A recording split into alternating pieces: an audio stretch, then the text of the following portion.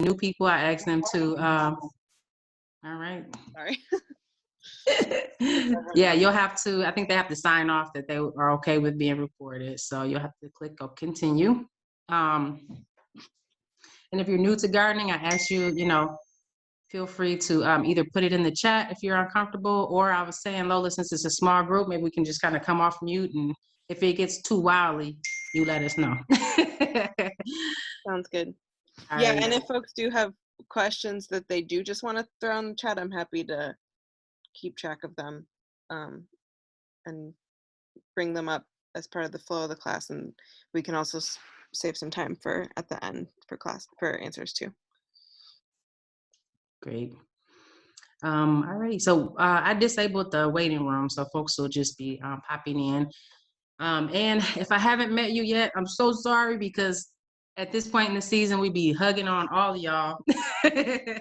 We would be eating some food with you guys. We would be at distribution, laughing and talking. And we're not able to do that. So there's a lot of new gardeners to the program that we aren't able to lay hands on and meet. And a lot of old gardeners that I'm looking to reconnect with. My name is Tafira Rushton. A lot of people call me T. I've kind of already said your name, but Lola, you want to introduce us? Yeah, my name is Lola. I am the Community Education Coordinator at Keep Growing Detroit. So I recruit volunteers and a bunch of other stuff. All right.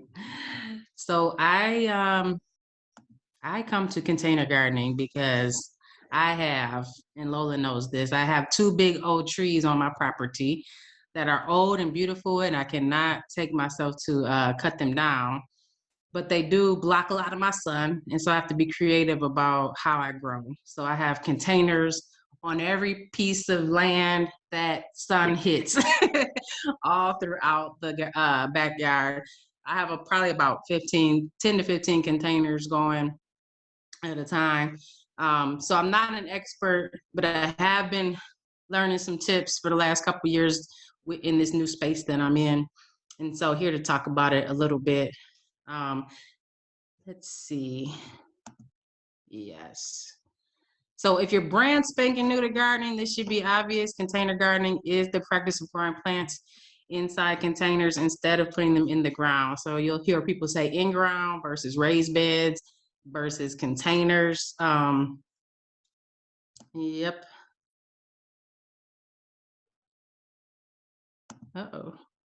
Oh, this PowerPoint is annotated. I didn't realize that. So some of the reasons why we use containers. Drop in the chat why you're using it. I told you my situation. Lola, maybe you can call some of them out on the chat while I unlock all of these things that we thought about. Mine was I have a shady area and I'm trying to maximize my sunlight.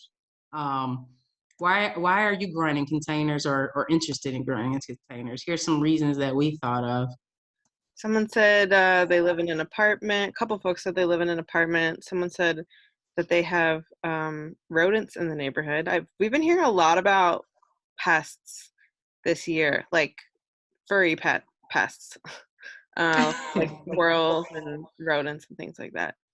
Someone else is growing on a balcony, living in a temporary place, growing on a deck to keep deer and groundhogs away. Someone else ran out of space, and another person is renting and they have lots of concrete.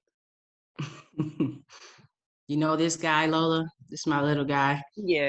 This is my little guy, Elijah. And hopefully his cute face will keep you distracted while I talk to you about the disadvantages of containers. Containers need to be watered constantly. We'll talk about some workarounds for that. Are there more things coming in the chat? I see it blowing up. People want to say something. And wanted the smell in the house. That's a great thought. Someone else wanted to just grow a little bit smaller this year. Apartments, small patios, problems with knees, so accessibility. One want to grow things like mint, which may take over my raised beds.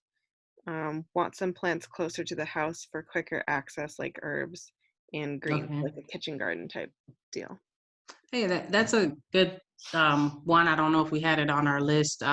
We'll just lift that one up. If folks aren't familiar, things like some certain plants like mint will take over your garden. So it's a good idea to pop them in a container, and that way they won't spread too far. I do that with I do that with my mint also in my herb garden. Oh, so some of the things that I didn't mention, and we'll talk about this as we go through, but we got to stay on top of our watering. We'll talk about ways to do that. We got to stay on the fertility needs within the container. We're in a small environment. We're creating a small mini earth in there. So you need to give those plants all the nutrients, because that's the only place they can go. And then you have some limitations about what you can grow. So we're going to talk about all of these things today. Here is our agenda. We're going to talk about vegetable types. In fact, we're going to jump from vegetable types into container types and sizes. We're going to talk about soil mix, proper soil mix that you should use, the watering, like I mentioned. We're going to get into the fertility needs. I want to talk a little bit about trellising in containers. There can be some cool things you can do there. We will touch on pest and disease management that is particular to containers. We'll talk about what to do in the winter with your pots, and then we'll talk a little bit about common mistakes. So here's our agenda. We're not going to go too much into vegetable types, because I'm assuming that a lot of people on the call are Garden Resource Program members, and you're just going to use the seeds that are in the Garden Research Program for the most part, seeds and plants. But if you're exclusively growing in containers, you may want to branch out and look at some of the dwarf varieties that are out there. They're obviously smaller, and they're just better utilized. There's dwarf everything, tomatoes, cucumbers. They're also called the bush varieties or compact varieties. So I'll just mention that, and then we'll jump into the rest of the video. Sorry, this is like annotated. I'm gonna have to change that on the PowerPoint, but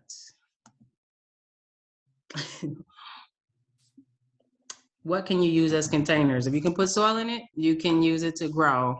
The containers need to have good drainage. We'll talk some more about that. So make sure there's holes at the bottom, or you drill holes in there. Containers should be free of residue and from chemicals.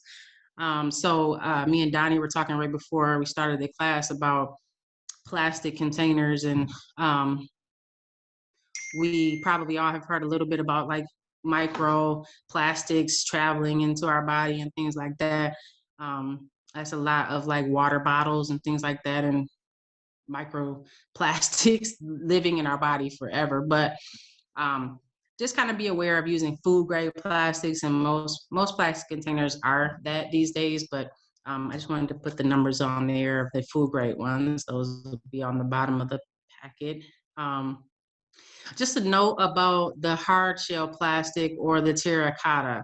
Not that this is a deal breaker, but just to note that you don't want to pack them too much, because they can cause your plants to get root bound. So you've all probably picked up plants from us where they're in the container too long, and the roots start traveling this way. The root hits the plastic container and starts to bind itself around the soil. I really like the fabric pots because they let air in and they stop the root from growing. So once that root hits the edge of the fabric container, it signals that there's air, and it kind of stops the growth, which is good because you're in a container, and your roots won't get root bound. And then keeping in mind that the smaller the pot, the more water and fertilizer you'll need. We'll get into that a little bit more. So here's some ideas of what we have seen Garden Resource Program members growing in. Do you have some ideas and things that you use already for folks who are already container growing? What are some things that you use, maybe unconventional things that you've used to grow in? Lola, do you use containers? I don't know. Yeah. Oh, well, I did have, I was growing chives on my back porch in a pot last Okay. summer, but the birds came and took them away. So didn't last very long. Any unconventional things you've seen out in the community? I have seen old boots. I have seen that one. I've seen Um, those dollar store kind of laundry baskets. I've seen those. I've seen Walmart bags. I've seen those. Like cool. yeah, like the reusable bags you get at the grocery store. Yeah. Yeah, let's see if anybody's in the chat have seen some things. A burlap sack in an old tire. Shoe Yeah, holders. yeah, that's a good one. Um, I'll oh, caution or fabric. about the tires. I get this question, I think almost every year, is it safe to grow in tires? The rubber from the tires, they do leach into your soil. So if you're doing tires, I just suggest that you do flowers only in tires. I know there's a ton of YouTube videos that have the potato and a tire method where you can stack the tires up and then you can kind of insert your hand and grab your potatoes out. It's my recommendation to just use flowers. Of course, you all make your own decisions, but there is some leaching that happens with those tires. So, all right. Someone's mom has plants in a wheelbarrow. Belinda has plants in their old bathroom sink. I love it. That's the classic bathroom scene. Here's some things we've seen out in the community. Um, Different projects that's come across our path we've collected pictures of. Um, yeah, this design in the middle with the pallets, I grow because my tree is on the tree is on the grassy area. So I grow really in the driveway. A lot of my containers are in the driveway on pallets like that. Mm-hmm. But yeah, swimming pool. Nobody said that one. Mm-hmm. Yeah. All right. Let's talk about the soil that you're putting in there. This is probably when I was first started gardening, this was probably the most confusing part because you go to Lowe's or Home Depot or wherever you get your soil from, and there's like 50 million types of soils, right?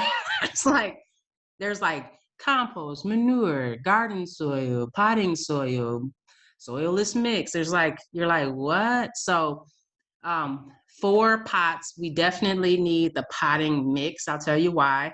Please do not use straight compost. Please do not use straight manure.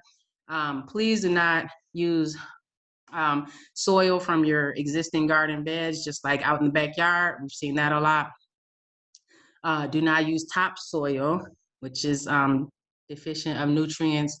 All of these things tend to compact in the containers. Remember the things that plants need. They need water, they need sun, and they also need air, right? And so the thing that's great about potting mix is that you see those, you always see those white little dots in the potting mix. And those are usually vermiculite or the perlite.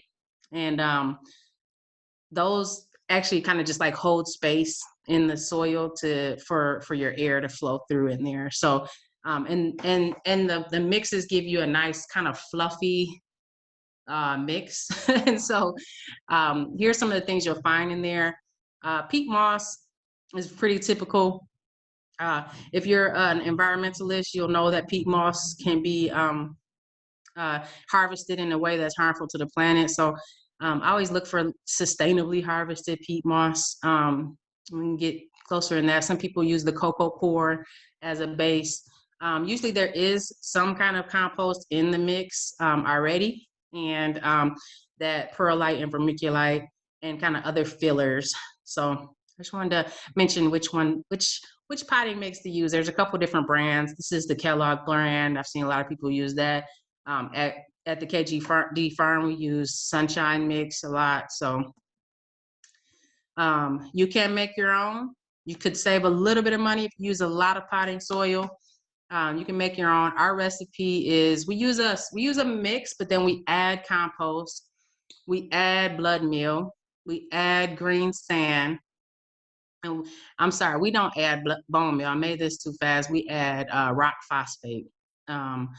And or if you're using a mix and get some compost from your KGD site, your KGD regional hub, you can get some compost from your KGD regional hub and mix it with some potting mix. About 50-50 mix is usually good, especially for those heavy feeders, which are your fruit and crops, your tomatoes, your eggplants, all of those things that create a fruit. Like a lot of compost, they need a lot of nitrogen. So some people, this is controversial. Some people use fillers at the bottom of their containers so they don't have to use so much soil. Okay. Try to save on the money, because that's probably your biggest expense is the soil that actually goes in there. And so do some research and see if this is a good method for you. There is like lightweight fillers versus heavyweight fillers. You see some examples there. You can create a barrier of landscape fabric or burlap sack between your kind of rich potting mix and like whatever filler you're putting at the bottom. That's kind of a tip. And always, always, always moisturize your soil before you plant. That says before you plan, but that meant to say before you plant. So after you got your mix going, you got your amendments that you wanted to put in there, mix it all up, water it down, and stir it up, okay? And then we can plant. All right, so I mentioned that watering was one of the things we needed to talk about, because plants grown in containers, they need frequent watering. They dry out a lot faster. So check your pots daily. If you are like me and you're growing on concrete, there are all kind of things. I've told you I put pallets on mine. There's these kind of fancy little things you can put under there. You all know that the concrete gets hot. You go out in the backyard with no shoes, and you know that concrete is is burning up. So if it's elevated, you get a little airflow under there, and you won't be dragging so much of the water out. And for plastic pots, so Donnie, we were talking about drilling the pots at the bottom.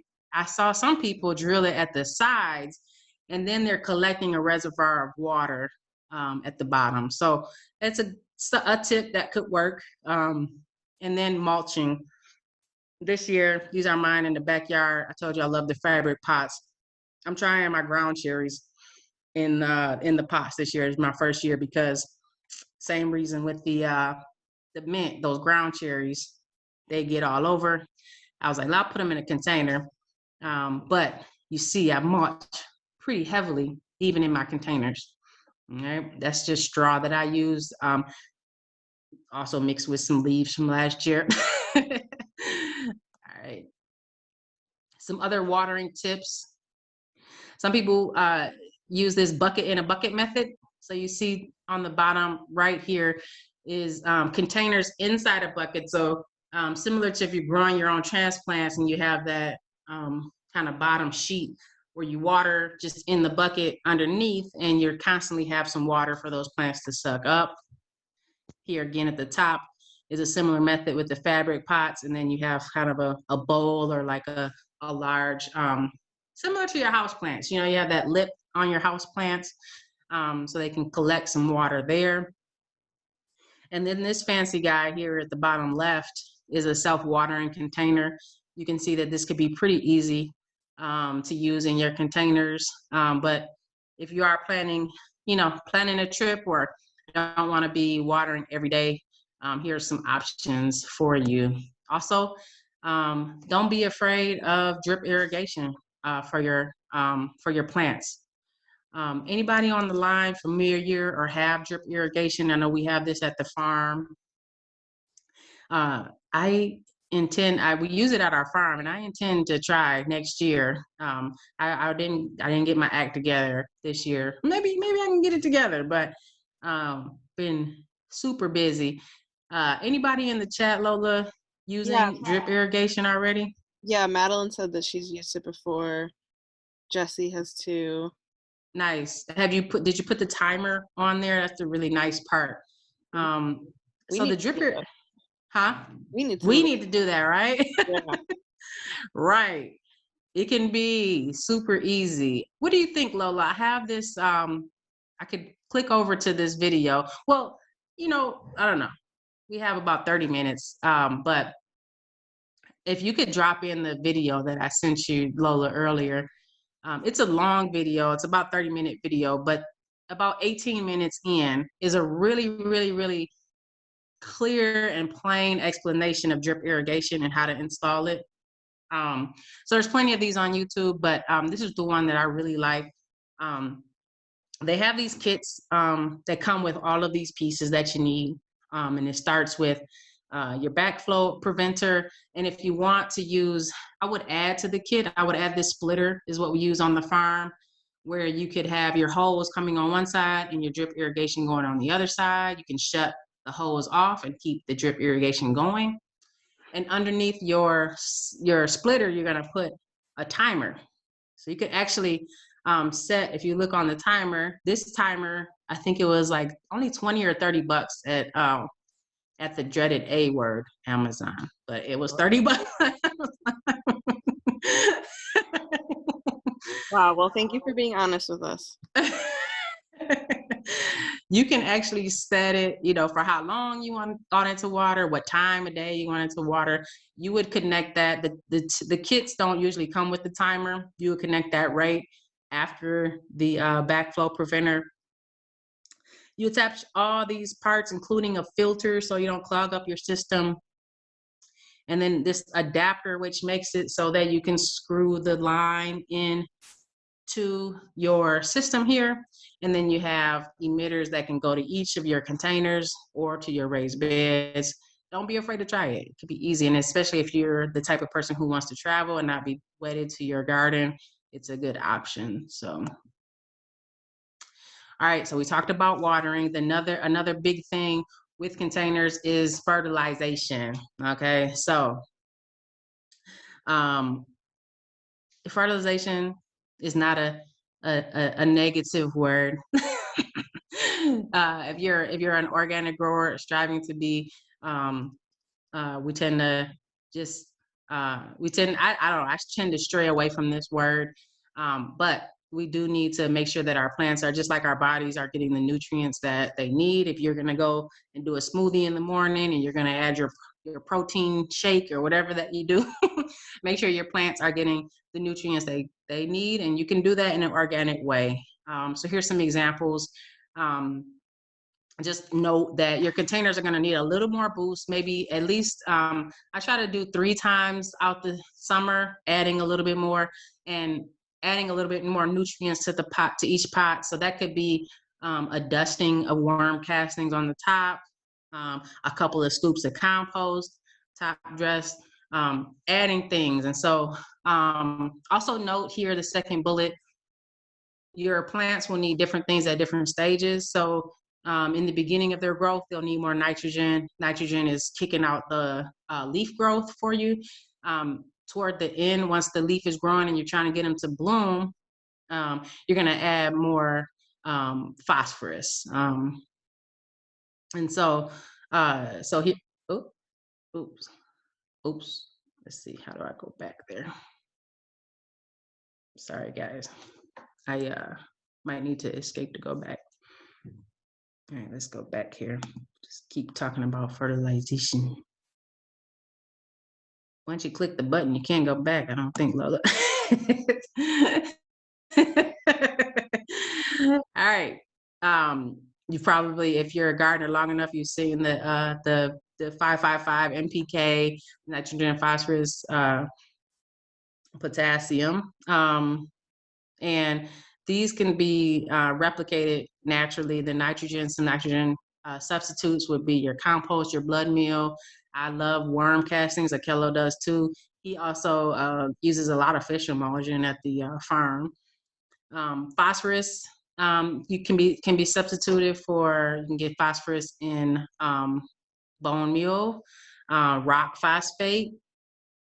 The last one that you read there, I won't say it. It's a thing. The bat or seabird, the guano is the basically the manure of the bat. And then the potassium, some natural ways to get potassium are kelp. Some people use the kelp in their smoothies. You can throw a little bit in for the plants. I know I have a lot of fires in the backyard. I'll put some wood ash if I'm looking for more potassium. I'll also make some banana peel tea. I have some going in the refrigerator right now. Um, Hint, don't use the banana peel tea in your house plants. You will have a gnat infestation. And then green sand is another for potassium. So again, yeah, stay on your fertilization with the pots. All right, let's look at what size pot you'll need. Um, Really, you want to think about the mature plant and what their root zone looks like. Um, so thinking of shallow rooted crops, you'll see the root zone here of the lettuce. They can obviously go into smaller pots. Hey, Lola, if you could just drop in the chat, I did find this really cool website with a really nice chart that people can kind of um, keep and look at, but it has the crops and the size container you want or how many plants would go in a container. It's a really nice chart. But here's what we were thinking in terms of what would be a shallow rooted crop. Yeah, surprisingly, bush beans are on there. And then, getting a little bit bigger, at least a 10-inch. You want like a root depth of at least 10-inch. Sweet potatoes can go in here, beets, your regular potatoes. I'd like to get more of a 20-gallon for my potatoes. I've done potatoes once in the gallon containers. And then moving on up to our brassicas and our squashes and melons, and can go in a little bit larger container. Thinking about vining crops, I have some examples of trellising. Funny thing is, I threw these peas in like early winter. I totally forgot about them. And then I was like, oh, great, they're sprouting. So these tomato stakes are just the tomato stakes you get at the Garden Resource Program, at the community centers, at the regional hubs, sorry. And this is the TP style of trellising. And I just took some string and wrapped it around, and those peas are starting to climb up there. Got a few more examples of people doing creative things. I really want to try these tomatoes. This is how we grow tomatoes at the farm. You might have seen a picture of Lola on a ladder pruning the tomatoes on our farm. on our farm in the greenhouse, the tomatoes climb all the way up. How many? They were really small. I mean, I would say they're at least 8 feet up there, maybe more. Yeah. Those tomatoes will keep going. They're indeterminate varieties that we distribute at Keep Growing Detroit, and that means they are not determined. Their size is not determined. If you give them enough room, they'll keep going. And so I really want to try this method down here at the right. I haven't tried that yet. I usually just use the tomato stakes and the tomato cages inside the pots like this, a large kind. Here's somebody who used the trellis net, similar to what we give out. You see that netting, that's what we give out. I think at the April distribution, you could have chosen between that trellis net or the row cover if you got the trellis net. Here's a great way to do it, even with the container. Stick 2 rods in there and bind the trellis net across. And they're growing. The sugar baby watermelons are decent in a container. So what to do with your pots over winter? So this is Keto's recommendation. He talked to me. This is his PowerPoint from last year that I've kind of embellished, and he says that with his containers every year, he takes them out, takes out all the potting soil. He puts it in a garbage bin in his garage, and then he mixes it up and adds nutrients. And to be honest with you guys, I'm only 3-4 years in with the containers. I just leave them and put them all behind the garage and come back to them in the spring and add my amendments. I'm just going to tell you, I'm just going to be honest. That's what I do. This may be a better practice, but I have to be honest about what I do. But I will say I don't use a lot of clay pots. And so if he's doing that, those are fragile and they may expand in the summer. So you may want to be more careful with those. I see a couple of questions in the chat. Let me know if you need to break in on me, Lola. Yeah, you want to address a few of them now? Sure.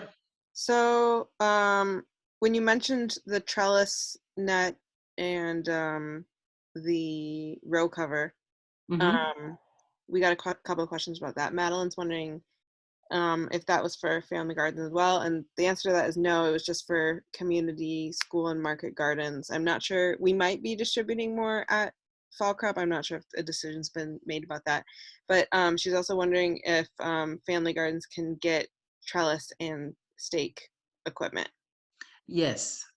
Please send an email to info@keepgrowingdetroit. I think they're doing the trellis and row cover online for the family gardens.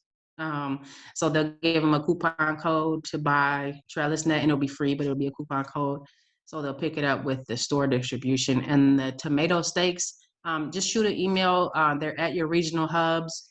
And because we're recording, I won't tell you exactly where that hub is because this will go out to all the masses, and those hubs are just for Garden Resource Program members. But if you send us an email, and we will get you in the right place to get those tomato stakes. Yeah, totally. And then Amara's wondering about the 5-gallon container. She said, can we put 2 plants in 5-gallon containers? It depends on what kind of plant. Are you talking 2 kale plants, 2 tomato plants, 2 watermelon plants? I like 1 tomato plant with maybe some basil around it or some herbs around it, maybe a few marigolds around it. You could do some onions and 1, so if you have your circumference like this, maybe 1 large one and then a few small ones around it is what is my thing. Now, in that container with the ground cherries, you saw I did 3 like that. 1, 2, 3. In the yeah, there's one more example that has slipped my mind, but yeah.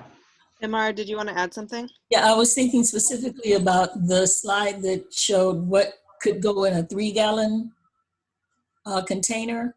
If in fact those that are 1 per 3-gallon container, if it might work for 2 and 1 5-gallon container.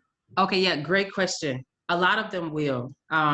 The link that Lola dropped in the chat there, it does have some recommendations about 2 or 3 plants in the different size containers. So yeah, a lot of them will. Yeah, I hope that answers it. But check out that link. That does. Thank you. And then one more quick question before we keep moving. Someone's wondering about Miracle-Gro soil organic for vegetables. Yeah, I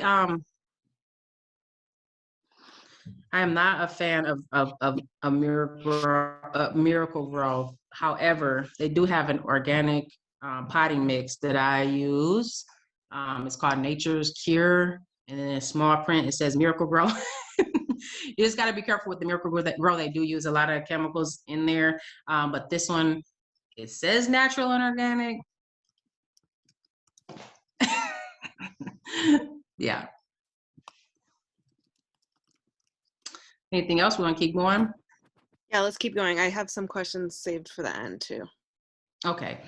All right. Sounds good. So I found this handy chart, and I like it because it did address some of the things that came up for me in terms of pest and disease management. So check out this chart. If you find that your plants are growing tall and spindly, maybe they're not producing fruit, you probably have too much nitrogen. So you probably put too much compost, or maybe you grew in straight compost. This is what will happen. If you don't get a bloom, if you don't get a flower, if you don't get a fruit, likely you put too much compost in there.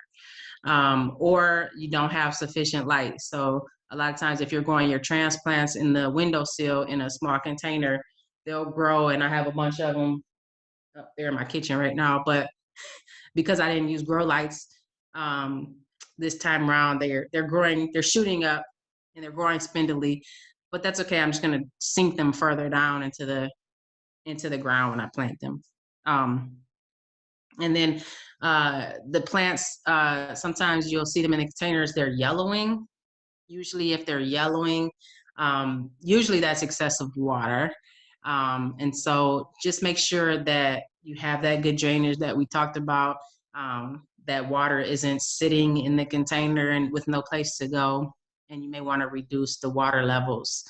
And then, again, checking your fertility.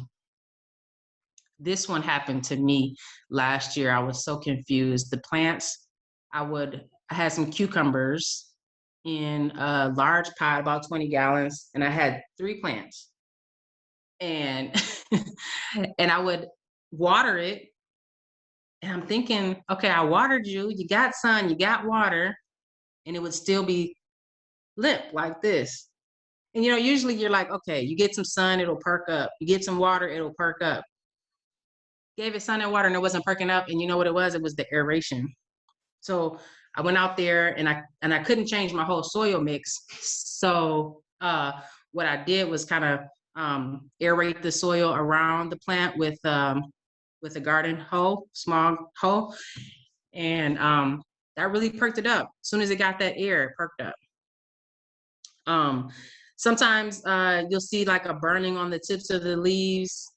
Try to maybe filter out some of if you had too much kind of salt in there. Some people use salt as a fertilizer. If you put too much, it can cause the leaves to burn. You will see this if you pick up your crops from us late, the purplish color on your kale or your collards. They're of course growing in a container and they're starting to outgrow it. That means they're probably not getting the nutrients that they need, likely phosphate. And so get them for the plants that you get from us. As soon as you pot them up and give them a bigger environment, more nutrients, they're usually perk up. If this is happening in your container, just know that that's probably low phosphate. We talked a couple slides back about how to add phosphate to your mix. Got holes in your leaves. We all know that you probably got an insect issue. Big holes are likely. We have a whole class on pest management, and maybe we can link that when we send the slides. But the big holes are likely your cabbage loopers. Small holes are likely your flea beetles. This chart said use EPA recommended insecticide, but I put a sad face on there because there's other things you can do besides insecticide, right, Lola? Plenty of things you could do for your bug situation before you jump to insecticide.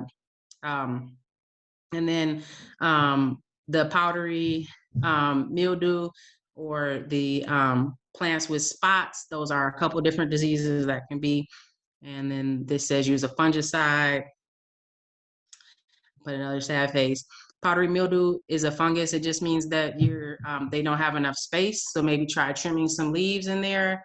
Removing the leaves with the fungus as soon as you see it so it doesn't spread to other leaves. And next year, give it a little more space. So if you put 2 or 3 zucchini in one pot, next year just try 1. That means it doesn't have enough space. Or you can pluck one off. All right. Here's some common mistakes that we've seen, and we talked a little bit about this throughout the presentation. So using garden soil instead of potting mix. Nobody on this call is going to do that. Right? Overwatering and underwatering, that's kind of a big mistake, whether you have an in-ground or a container. Is more detrimental in a container because they can't get rid of this water, and they have no way of getting more water because they're contained. So trick of the trade, and Lola is really good at this when she has to go water. Stick your finger in there. If it's dry to the first knuckle, they can handle some more. If it's not dry, you can wait till the next day. Oh yeah, the only exception to this would be your shallow rooted plants. I gave you a whole list of those, and I actually send these slides around when we send the recording out. But the shallow rooted plants, particularly your lettuces, your spinaches, your arugulas, all of those kind of need to stay with a nice watery film on them. So you want to keep them really watered. And then too many plants in one pot is, of course, gonna lower your yield. Actually, you think you're gonna get more yield, but you're actually gonna get lower yield because they're gonna be competing with each other for nutrients. And then putting plants together. So we talked a little bit about putting different plants in the pot, but if you put plants together that have different needs, and then you put a bunch of water, one of them needs a bunch of water and one of them doesn't, then that can cause you some problems. All right. All right, so that is our container class. I know you said that there were some questions. Yeah, and if so we'll people, sorry, if people have more questions, feel free to drop them in the chat. Well, I need to turn my light on. It's getting dark. Let's turn my light on. All right, that's better. Okay. So first question, how long should I wait to plant in an area where animals were previously kept, like dogs and chickens? I'm assuming that you remove all of the matter. If you've done all of that, you may want to do a soil test on the area and make sure you see what the nutrient level are and if there's anything going on with the soil. If you're a GRP member, you get a free soil test from us. So if you're new to the program, maybe stick around or send us an email in how you can get a soil test from us. I think I would start there. I would also probably just like heavily put compost on the area. That would be my bet. Cool. There was a question earlier, but I'm not sure what the context was now. Someone said the Canada one is not in Europe, is it? Very mysterious. Do you know what they're referring to? The Canada one? Whoever asked that question, if you could clarify. Maybe that was. And then we can come back to it. Do you have slug problems with the straw? Slug? Yeah. I do not. I've seen slug problems with logs. Like I've seen people do make raised beds out of logs, you know what I mean? Which is cute, but it does invite the slugs. I don't have problems with slugs with the straw. No. Okay, cool. So the temperature is dropping. Do we need to cover our plants? That's a really good question. I don't see the need to cover unless the evening temperature is reaching a freezing point. So I don't think we're there yet. Cool. We already talked about trellis and stake equipment. Someone asked, can you plant cherry and ground tomatoes in a container? Yes, you certainly can. What size container would you recommend? For the cherries? Yeah,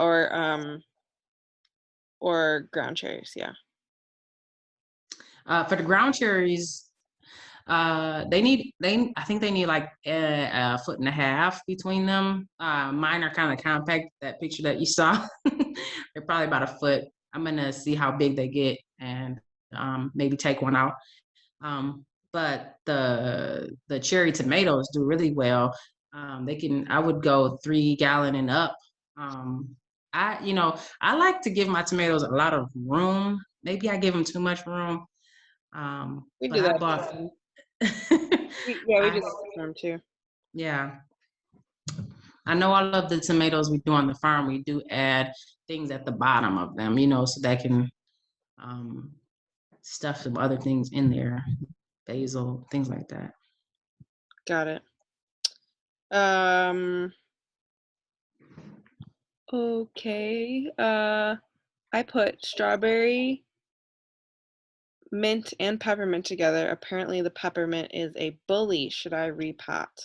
Yes. If the strawberry doesn't like it, yes. Okay. Yeah. Give it and peppermint could take such a small pot. I have like an old hanging basket, that size hanging basket. My peppermint is in that. in my herb garden inside its own pot, so it doesn't take over the world. Totally. What are some recommended beneficial plant combinations in pots? I know you mentioned tomatoes and basil. Any others off the top of your head? I really like the marigold combination. It looks pretty, and then the orange pop is a deterrent for some pests. Onion mixed in with tomato. Some people do. I've seen like a row of carrots underneath there, Mm-hmm. and you can or like a row, even a row of radishes, where you can grab that radish crop and then keep the tomatoes going. So while the tomatoes are growing to size, you can be harvesting your radishes or a little quick round of lettuce even. Okay. I've seen a couple things like that. And then Andrea Vasquez, would you mind unmuting and asking your question? I'm not quite sure what the question is. Oh, it wasn't a question like you say like the peat moss is not sustainable, but I have seen videos of Gardener Scott, and he say that the one from Canada that we have like here in the United States, like it is sustainable, but like the ones in Europe is not. Okay, yeah, thank you for that. And I don't know enough to speak on it. I just know that I know the peat moss is like harvested from old bogs or something like that, and so people have concern around taking too much of it. I don't want to speak out of turn, but I know there's a lot of environmental concerns with this. So, but that could be. So you're saying that to get peat moss from Canada, that was okay. Oh. Thanks, Andrea. Okay, next question. Where do we drop off our soil sample? We need like a FAQ, like a frequently asked questions page on our website. That would be good. That would be good. So they switched the day. Did they switch it to Mondays? I think, Lola. Monday. Fridays. Fridays. Friday, what, 10 to 12? Yeah. Sorry, this isn't my area, but I think it's Friday 10 to 12. If you want to send an email to info@KeepGrowingDetroit, just to double check that, and we'll get back with you. You can drop it off at the farm. There's like an open window. I think it's Friday. As a matter of fact, if you bring it in tomorrow, I'll be there. I'm usually there on Fridays, so I can grab it from you. But they do have an open window. And then if you can't make it on that open window, we can set up an appointment for you. Cool. Yeah. I planted strawberries in a hanging pot last year, like you mentioned, T. What should you do with them in the winter? Sorry, say that again. Someone planted strawberries in a hanging pot last year, and they're wondering what they should do with them in the winter. Oh, just leave them. You'll see I have a nice thick layer of straw on my strawberries. But I have a thick layer on all my, just leave the strawberries. They'll come back with vigor in the spring. Absolutely. Yeah, ours did. Yeah. Wow. Is Georgia got her hand up or? Yeah, we're gonna just go through a few more questions, and then I got Georgia on the list so that she can ask her question about her raised bed. Any hard and fast tips for growing herbs? My lavender and lemon verbena did not like the house, but are doing okay on the back porch, just not great. Should I separate or start over? They're in the same container. I guess it would depend on how big the container is. Yeah, she said they're in the same container. Yeah, and what they look like. So if you wouldn't mind sending me a picture of when you say they're not doing too great, what they look like. I know that lavender in particular, most varieties come from a heat environment. So they can get a little fickle depending on the variety that you have. Okay, is email good? Picture to my email. I can try to see what's, yeah, I can try to make a recommendation for what's going on. All right. Can I use a storage bin to plant my vegetables? I guess that depends on the type of plastic, right? Yeah, check the plastic, but yeah, and making sure you drill them holes. Mm-hmm. At what point should chives be put in the soil, or can they live in water indefinitely?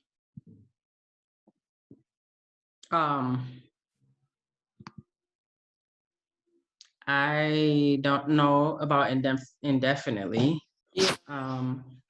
But I know the best time to put them in the soil is either spring or fall.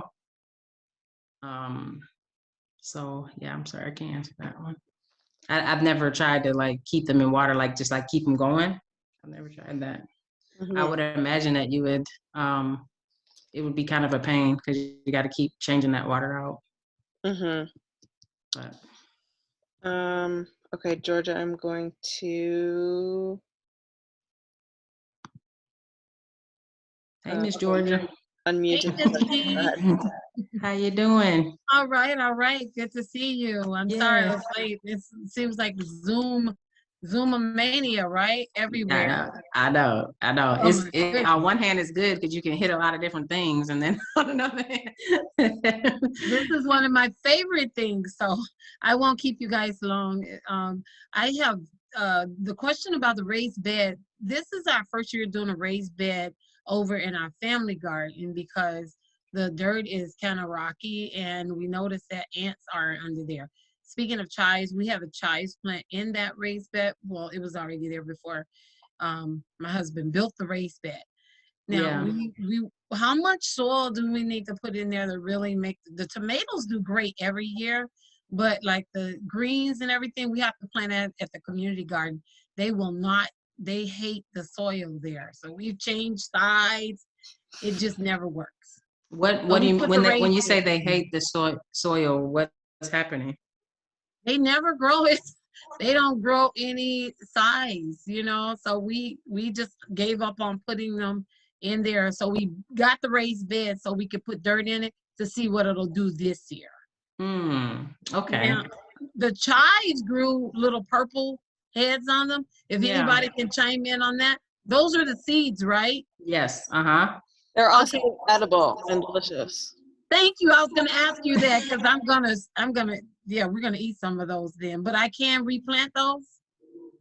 I do cuttings of chives. It's gonna take a long time from seed. You could do seed. It's gonna take a long time. So you could like take a slice, just like you would do a perennial plant. Take a slice of it and take it to a different part of the garden. Would be the easier thing. Okay. So the raised bed. What's the answer? How much soil do you need in there? Is that what you were saying? There are a few raised bed soil calculators, but if you're just doing a typical 4x4 raised bed, ours are 4x4 and then 10 inches high, and we kind of budget about 3/4 of a yard. That helps. If it's a smaller, then you can kind of guess from there. If you're just doing a 4x4 raised bed, maybe you can get away with half 4x6. 4x6, yeah. So less than a yard, I would say. Yeah, and you have a source for your soil delivery, or are you gonna pick up? Actually, no. But we bought a little truck this year. We're gonna go and keep hauling. Okay, great. All right, awesome. Do you have a source for soil? Anybody? I send people to Brother Nature. He's a local farmer who's selling topsoil and compost mix. Sorry, I got to plug up my computer here. And he delivers for a very reasonable fee. Okay. There's also Eagle Landscaping I've used, and Detroit Landscaping. Okay. And if you're on the east side, I've used Alamans, who's in Grosse Pointe. Okay. I like the delivery. Brotherman's? Yeah. Brother Nature is the name of the farm, and Georgia, you can find him on Facebook in the Detroit Urban Farmers Facebook page, or I can drop his phone number in the chat here. Thank you. Appreciate that. And then All one right, thank last you, guys. question. Tips for using drawers for planters. So you're gonna want to put holes in the bottom, right? Yep. And if it's one of those where there's like chemical Yeah. stuff on there, I would maybe put a plastic liner in there. Make sure it's not treated wood. Yeah, yeah. Here I'm gonna drop Greg's. Greg is the name of the farmer there. Oh, another question. With the price of wood, what do you think about corrugated metal raised beds? Are they safe? I know we have a couple of metal containers on the farm. Yeah, I have not heard of any safety issues with metal beds. Mm-hmm. They're quite attractive. Yeah. And are they less money than the wood these days? I know I heard the price of wood is going up. I hadn't priced any out recently. Mm-hmm. There you go, Georgia, and anybody else who wants it. Thank you, T. Yeah, I think he delivers for like $50 or something like that, and $25 a yard or something. So pretty reasonable. Okay. That's great. Thank you. Thanks. Thanks, Lola. Thank you, Georgia. The metal are $40 in Menards. Okay, that's good. Very nice. I maybe want to get a couple for my my situation. Right. Hey, Miss Betty, thank you. Thank you for joining us. So if there aren't any other questions, we can either open it up for just general garden chat or GRP questions. Hopefully you all got your hot crops already, or you have a time slot. And if you don't, make sure you get a time slot because we'll be running out of plants soon. If you're in the Garden Resource Program. If you're not in the Garden Resource Program, why aren't you in the Garden Research Program? Garden Research Program. If you're new to us, most people, I see a lot of familiar names. So a lot of people probably came by way of Garden Research Program. Let's drop the link for Andrea to the Garden Research Program. Gotcha. Okay, great. Yeah. So if you're new, GRP gives out seeds and plants every year for a very reasonable price, and then we do all these kind of classes and events to, get gardeners knowing each other, and then we have 3 regional hubs where you can pick up gardening supplies like compost and wood chips and tomato stakes and things like that. Yeah. Thanks, Leslie. Good to see you. Ooh, how long does it take to get soil test results back? I know since the pandemic, they've been a little backed up. I think, I don't remember the time frame Lindsay told me, at least a couple of weeks. Yeah, it can take up to 4 weeks. And I'll tell you why, because once we collect the sample, we dry it out ourselves. Unless you dry it out, you can also dry it out yourself, and that's what I was gonna say. That could save some time. You could take the sample yourself. You can dry it out yourself. Those things will cut the time. But we dry it out and then we send it off to a lab, and then the lab analyzes it for lead content, which is the main thing that we're looking at, and organic matter. So in the spring, it can take some time. Fall is a great time to do soil samples. So if you want to plant somewhere and you want to beat those times, we're still doing soil samples in the fall. Everybody wants to do it in the spring, and then the lab gets jammed up. Totally.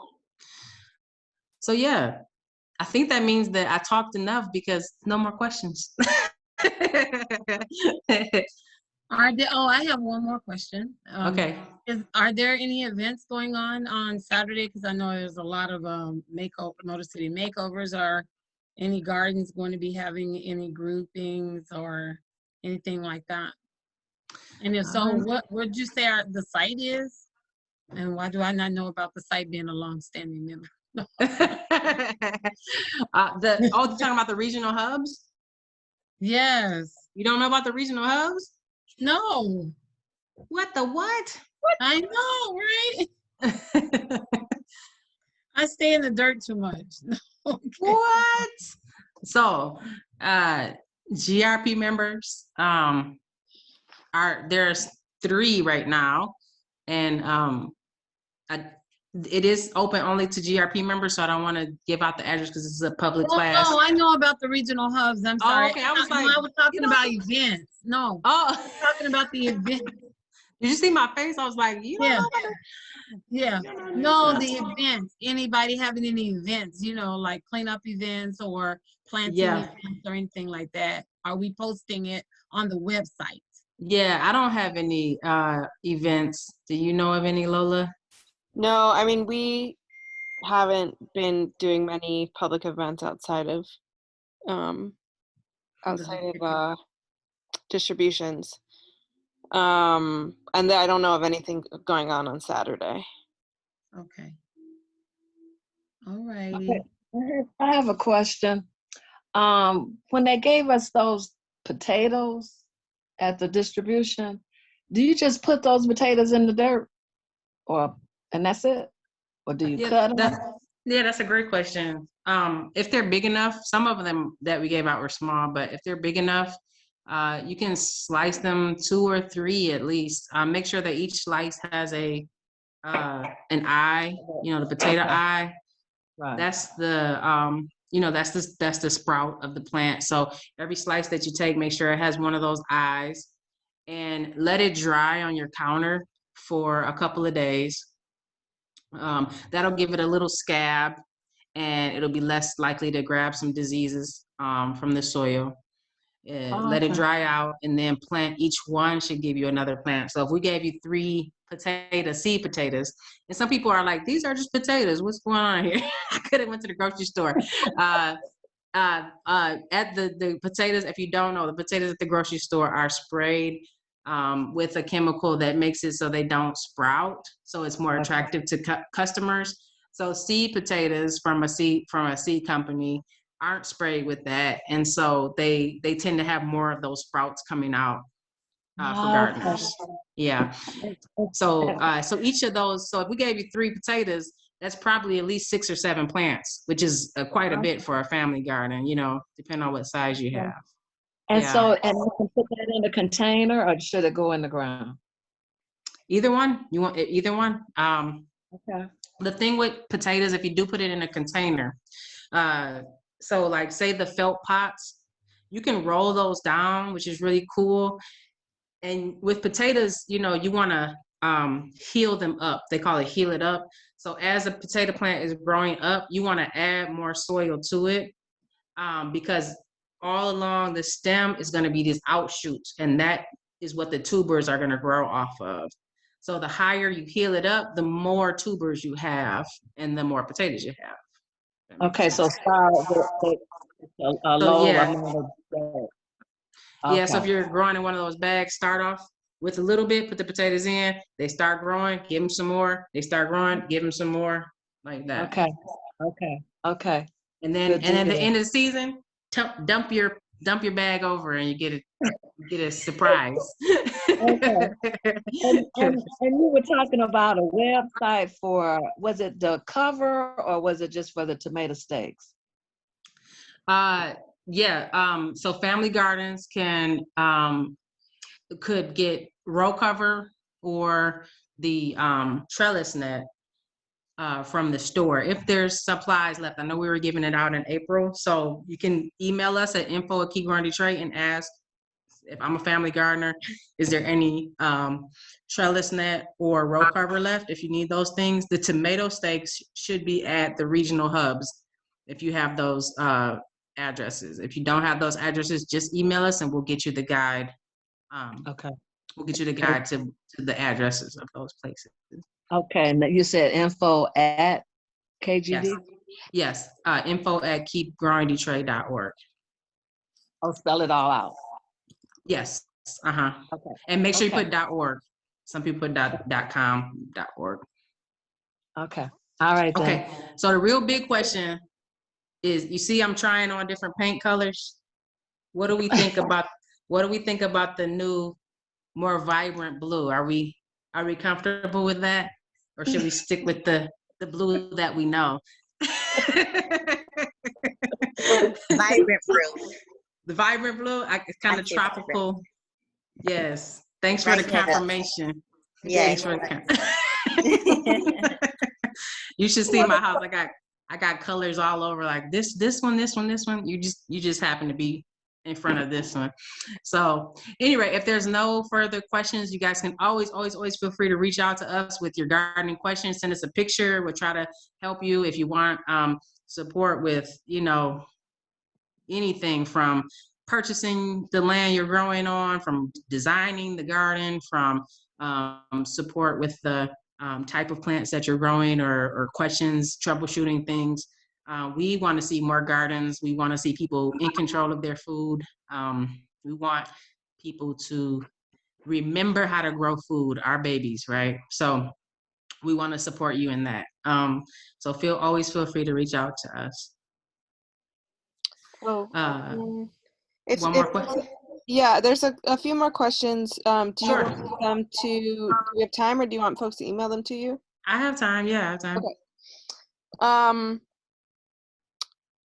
Tish has always wanted to grow pumpkins, but doesn't want an invasion. Can pumpkin plants be grown in a container? Tish, I have never done it. I have seen people do it. I have seen it. I would get a big 20-gallon felt pot and do one in each one. But I would try it. And if you try it, invite me over and tell me what. Yeah. I've never done it, but I saw it on some of the lists for the larger things. I can't imagine. Yeah. But I mean, if you could do a big zucchini, Right. What do you know what type of sweet potato produces purple leaves?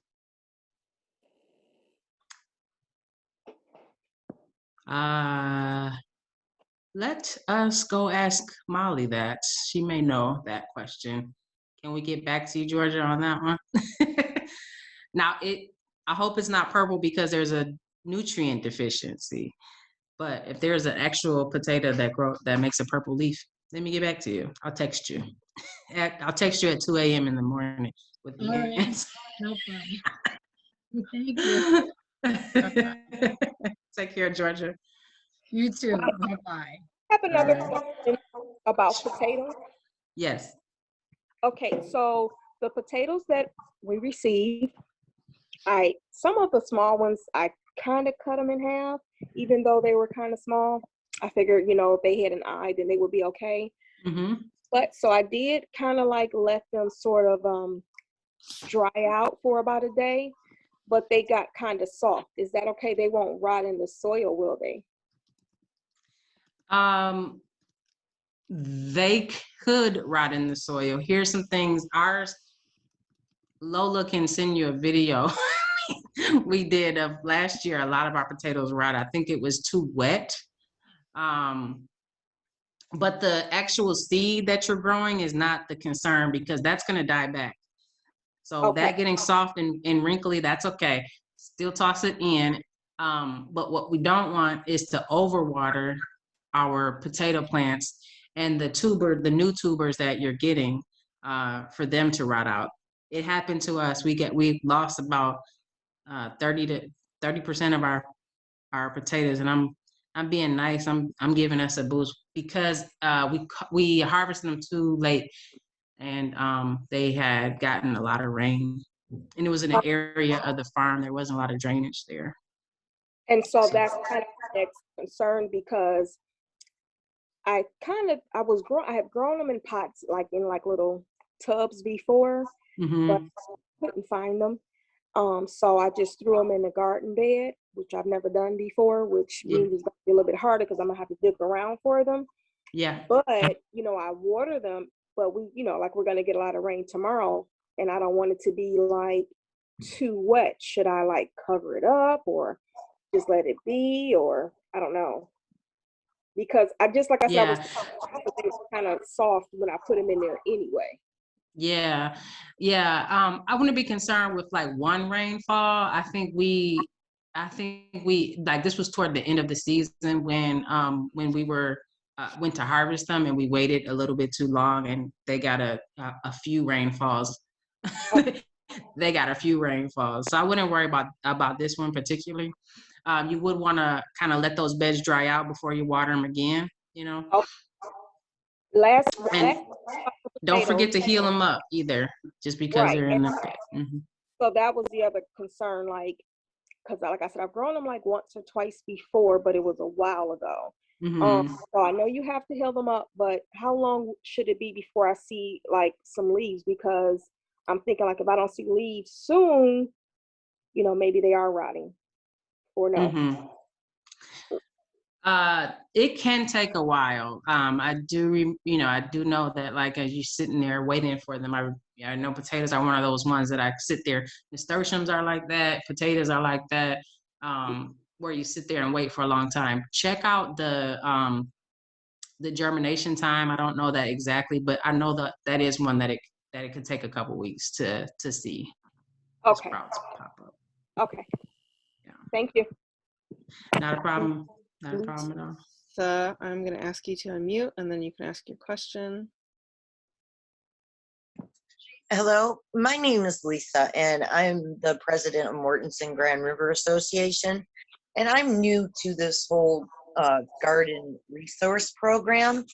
And I'm looking to do a community garden on a property across from a park.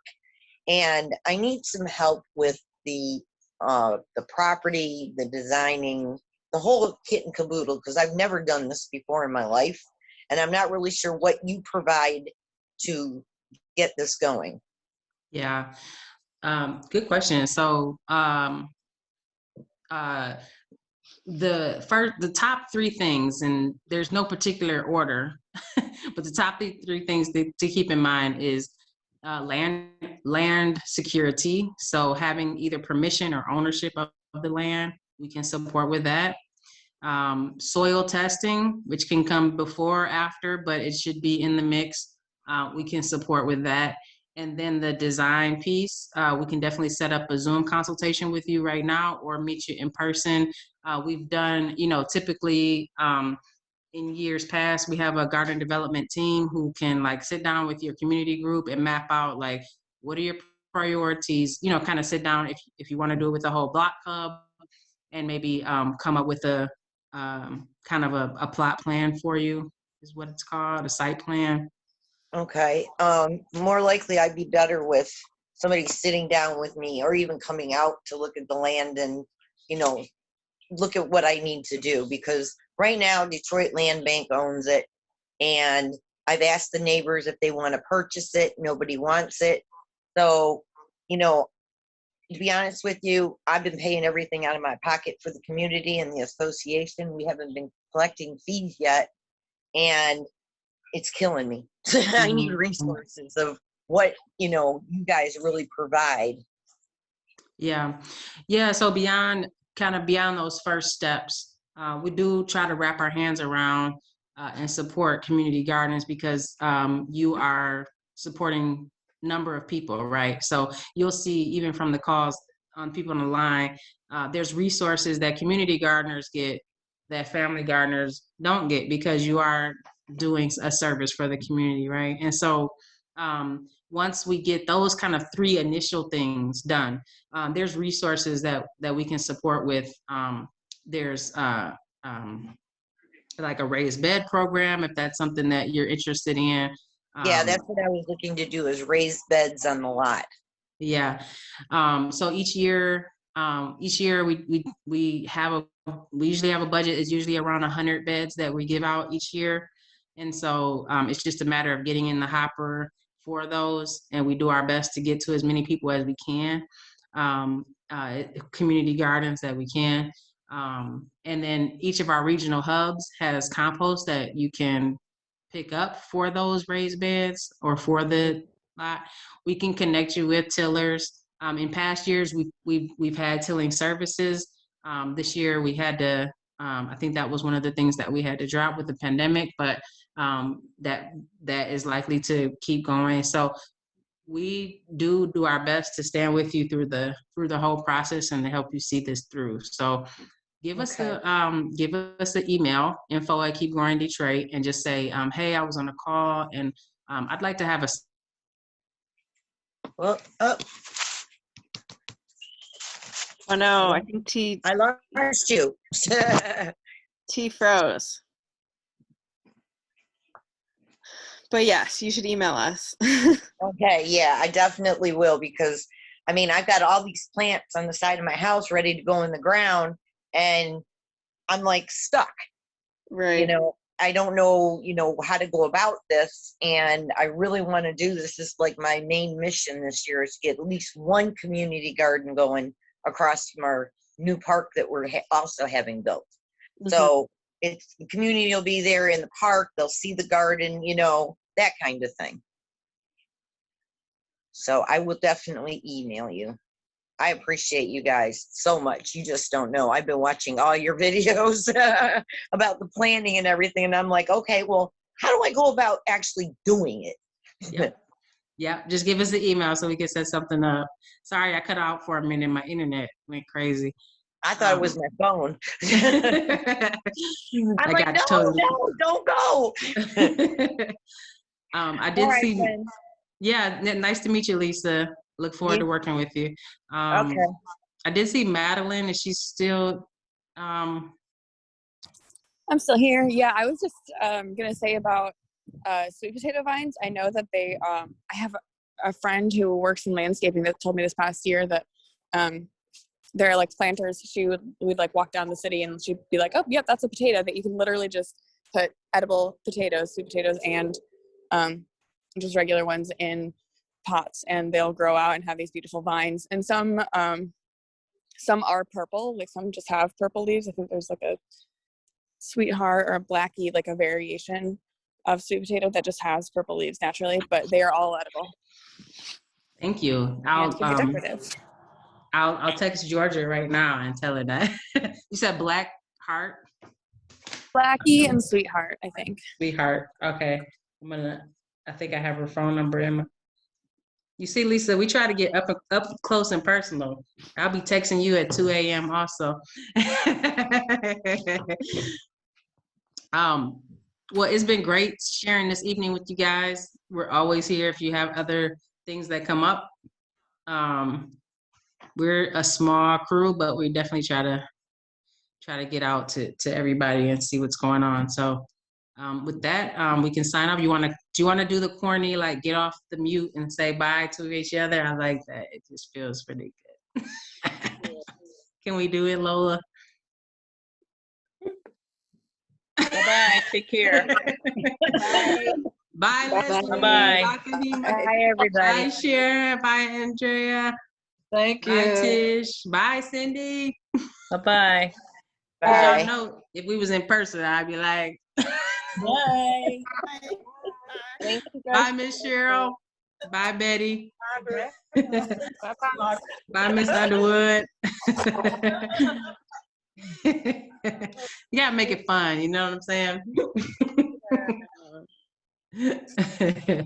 Sorry, I cut out there for a second. So, so you'll do the recording and then we can get that out to folks. All right, awesome. All right, thanks so much, Lola. Appreciate you.